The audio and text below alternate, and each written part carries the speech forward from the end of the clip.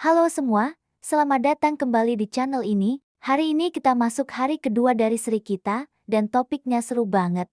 Melawan impuls tanpa pertimbangan. Pernah nggak sih kalian ngalamin momen di mana rasanya pengen langsung ikut-ikutan aja tanpa mikir panjang? Misalnya, lihat teman nge-post foto lagi nongkrong di kafe mahal, kita langsung pengen ke sana juga biar nggak ketinggalan. Atau mungkin, pas lagi scrolling media sosial, ada challenge yang kelihatannya seru tapi sebenarnya berbahaya, dan tiba-tiba ada dorongan buat ikutan. Nah, dorongan-dorongan spontan inilah yang kita sebut impuls. Sebagai anak muda, kita sering banget dihadapkan sama situasi kayak gini. Lihat teman pakai motor sport keren tanpa helm, wih, kayaknya gagah banget. Langsung kepikiran, gue juga mau coba. Padahal kita tahu itu melanggar aturan dan membahayakan nyawa. Ini bukan cuma soal gaya-gayaan, tapi juga tentang bagaimana kita merespons tekanan dari lingkungan sekitar kita. Impuls ini bisa muncul dalam berbagai bentuk, mulai dari hal sepele sampai keputusan besar yang bisa mengubah hidup kita.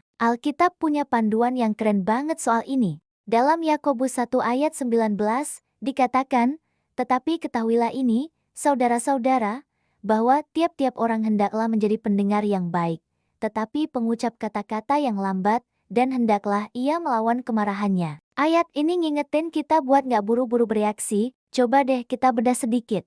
Menjadi pendengar yang baik itu artinya kita perlu waktu untuk mencerna informasi, mendengarkan suara hati kita, dan yang paling penting, mendengarkan petunjuk Tuhan. Jangan langsung lompat ke kesimpulan atau tindakan. Selanjutnya, pengucap kata-kata yang lambat. Ini berlaku banget di dunia digital sekarang. Misalnya, kamu lagi kesal banget sama guru atau dosen karena merasa dinilai nggak adil.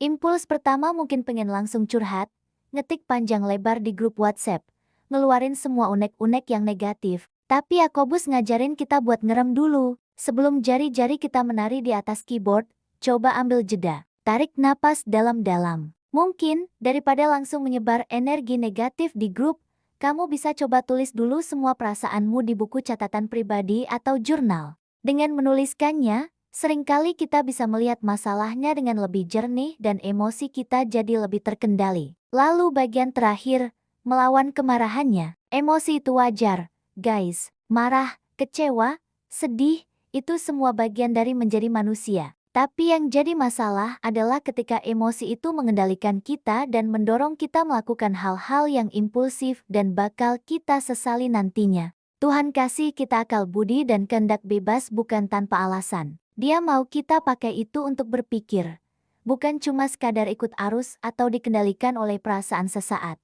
Sekarang, yuk kita coba refleksi sedikit. Coba ingat-ingat lagi. Kapan terakhir kali kamu merasa ada dorongan kuat untuk melakukan sesuatu secara tiba-tiba? Saat kamu merasa ingin nyerbu sesuatu, coba tanyakan pada dirimu sendiri, apakah keinginan ini benar-benar datang dari dalam hatiku, dari nilai-nilai yang aku pegang, atau jangan-jangan ini cuma tekanan dari luar, dari teman, dari media sosial, atau dari keinginan untuk diterima oleh lingkungan? Membedakan keduanya itu penting banget. Kalau kamu bingung, jangan pernah ragu untuk minta nasihat.